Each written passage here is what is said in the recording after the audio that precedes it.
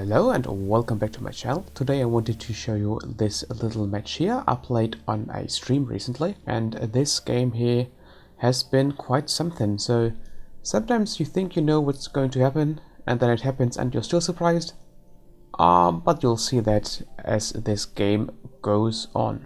See here, this is me in blue playing with the Vikings on hideout, and my opponent here in red, Thrill House, with Portuguese. And yeah, just about the map hideout in general, you start with some palisade walls and all players are somehow connected to the forest in the middle. There's a few relics on the outside. Yeah, nothing too exciting happens here right at the start. Thrillhouse here pushing the deer under the town center, so that's still a skill I have not practiced enough to not completely well, handicap myself while doing so. But yeah, this is all nice and dandy here. I do my standard 6 onto food, then 3 or 4 onto wood into getting the boar.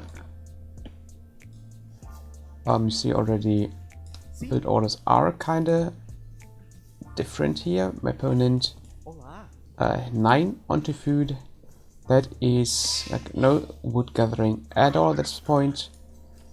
Now moving, not building a lumber camp, but going for a mill first here actually. So wood is definitely not a priority here for Thriller House. Yeah, keeping wood production going. Actually managed to get a tiny lead there because I was probably having a little bit of idle time, and things like these you would really not want to see, like having two sheep being decaying at the same time. Yeah, but it happens. No, ideally this villager he would be building the house and then get the boar, but yeah, that's the thing about playing ideally and the reality there. Okay, but board timing actually is more or less exactly the same on both sides. I struggled to keep the village option going here, but yeah, at this point one vill behind. Going to get the lumber camp now. It's completely disregarding the deer so far, which is not the best idea, since yeah, all hunt is a very nice source of food. You gather faster from boars and from deer than you get food from the sheep, of course. Okay, opponent still hasn't even chopped a single tree so far, all on food. I play a little bit too much on wood. That might be the case. Build order is not my strongest point, as you might see later on. Now the last deer is getting pushed for Thrill House as well. I have my scout cave here trying to figure out what my opponent is doing. Of course, with the palisades it's not the easiest to do so. Oh, look at that, this time that he actually escaped. This would be happening all the time if I would be doing the pushing. Yeah, the palisade walls, they are not super protective, but they at least kinda prevent the scout from getting in there and getting any early intel, which could tell your opponent what is going on there. At this point you should see quite a score lead here. And why is that? Oh, okay. Started to attack the palisades here. Actually, I don't know where the score lead is here. Probably more buildings. Another, yeah, definitely the lumber camp is not here. Now the first lumberjack starts working here, building a lumber camp. And you see the food count of Thrill House is climbing now. Starting to go to the required... Oh no, mind, queuing a lot of villagers and now dequeuing them again. On 800 food actually. As soon as this villager is done, probably we'll see, yeah, there is feudal age. And I just get the second boar at this point. Food is not looking too great. There's a little bit too much to see this, the imbalance. Too much wood in the bank, if I had a little bit more in food at this point, it would be easy to click up. So what did I do? I didn't want to train more villagers because I kind of wanted to get to food at some point. Already at 23 villages here. So queued in Loom here to have some, yeah, not idle time in the town center, and then boom, a feudal age right after that. So now things start to get spicy. You see 6 villages moving towards gold, 7 even. The forage push is completely gone at this point, well, almost about to be.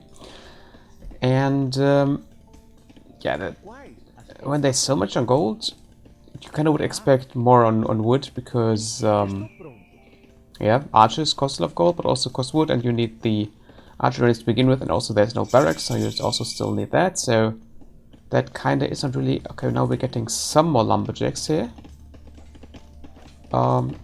Scout is about to break through quite soon. So I actually don't know why opponent did not contest this, because if one player attacks the wall of the other, then player 2 reacts to send the scout there, he usually gets the first hit in, and then, well, if your opponent already landed one hit, you can't win that fight anymore, you need to run away. Now going straight for the market here, on Thorhouse's side, which makes sense, because market and blacksmith are the things you want to get if you want to go through Castle Age fairly quickly. On 24 pop as well, 25 even. There's the blacksmith. On my side here, I build the market, and there the blacksmith. Probably too far out, like there's too much walking time included in this, but also my food income isn't the greatest at this point. Finally started to take the deer. The distance is not super big to the town center, but still it would be better if you had them right underneath it.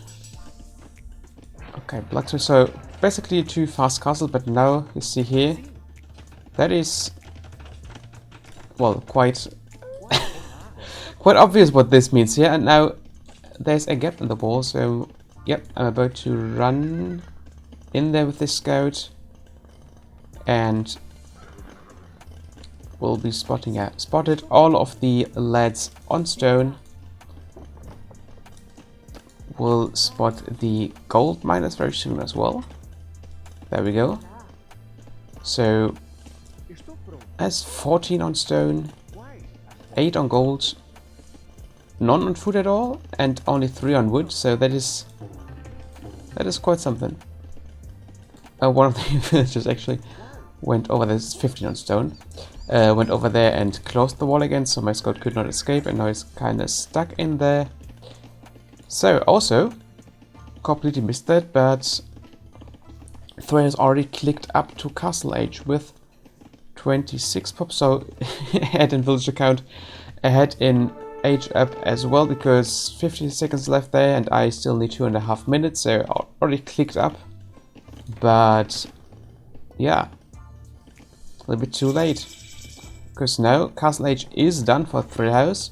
I just started to build the barracks because I tried to do a fast castle. I did not get any wrecks at the start.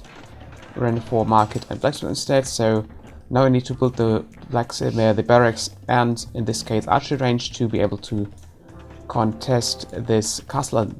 I didn't see the foundation of this castle, of course, but I saw all of the villages on stone, and that kind of told me that there will be a castle coming, though the speed this arrived was a little bit surprising to me. Now the villagers already started to move over before Castle Age was done, so of course makes the distance of the time window closer, smaller for your opponent to react. I already had a spearman, got a second as well, but of course spearman against villagers not the strongest. Also tried to get outposts. You see here one there, all of the places, because I kind of wanted to try to spot the building location of the castle. The market kind of made them unnecessary in the end. Military count really is not where I would need it to have to really contest this at this point, and the reaction speed was way too slow, as I still had to build the racks. I couldn't just spam a few archers to get the villagers. So there was no protection at all for those guys, but with so few military lads, I didn't really have a chance to contest them. In the end, there were, I think, 11 villages. Is this here the scout? I think 11 or no, 12 villages to build in the castle. What I could have done would just move my 24 villagers forward to harass them, because I didn't have any military ready to do that, because if this castle wouldn't have gone up, just look at this economy here. That's 18 villagers at home, just starting to get some food. That's really not in any position to do something economically, but just training a few organ guns really is all Thriller House needed in this situation to, well, put on some more pressure.